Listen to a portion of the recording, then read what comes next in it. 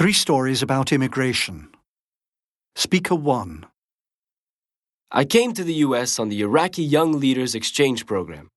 I'm 19, and I have been here since July 23, 2014, and my visa was for 1 month. My village was taken over, and they were killing people for their religious beliefs, and thousands of the young girls are now taken as sex slaves. So I applied for asylum in U.S. before my visa expired, and I did my interview 2 months ago. Now I'm just waiting for the letter to come, and if they say yes, then I'm safe here. If not, then I might have to go back and I could be killed there. Speaker 2. I came to United States at the age of 14 from Uzbekistan. The decision was my mother's. She felt like we needed a better life after my father died from lymphatic cancer. It was tough at first, but all I cared about is that I'm here now. I knew I had no future in Uzbekistan due to extreme corruption and broken education for which you can pay through. I am 17 now, on my way to college. Although current circumstances aren't as I'd want them to be, because I still don't have legal status, I will change that. After all, this is the land of opportunities. Speaker 3. I was brought here from Mexico when I was 2 years old. My dad came to New York a few years before, but left my mum pregnant. He sent for us when I was 2.5 years old. I crossed the border with my mum and granddad and my aunt. Back then it was easier than it is now. My mum told me she was lucky that I was a quiet baby, so we had no trouble.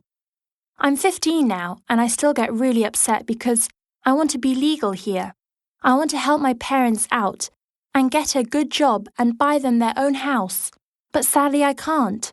I want to study cosmetology or psychology, but me being illegal, I can't. 2 stories. I'm Julie. I'm 42 and live in Morocco with my deported husband. His visa had expired and he overstayed. He saved my life as I was divorcing an abusive husband of 20 years. I relocated and we married.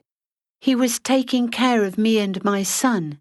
I was back in college until the day they found him. They deported him and left me homeless. I only had enough money to buy a ticket to his country, as nobody would help me. We are now stuck here and making it, but struggling. I say, why would my country deport someone who was working and helped me make my life better? We are out of ways for me to come home and nobody to help us. I'm Karen, and I came to America from London in 2005 for a holiday. I was 18 years old at the time I got a 3-month visa waiver. I had no plans staying over my visa, but Faith had its own plans. I met Guy and we married in 2007.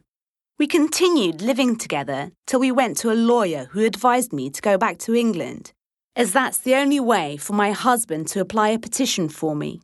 Meanwhile, we took his advice. I came back to the UK.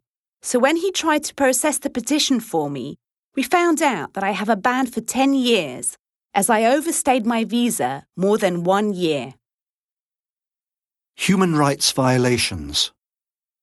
Human rights exist as embodied in the Universal Declaration of Human Rights and the entire body of international human rights law.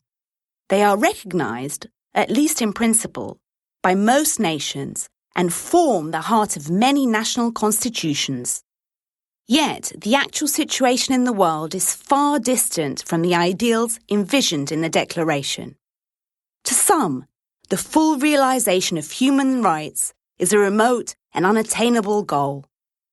Even international human rights laws are difficult to enforce, and pursuing a complaint can take years and a great deal of money.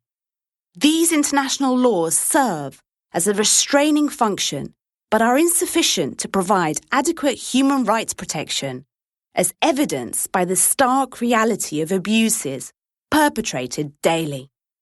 Discrimination is rampant throughout the world. Thousands are imprisoned for speaking their minds. Torture and politically motivated imprisonment, often without trial, are commonplace, condoned, and practiced, even in some democratic countries.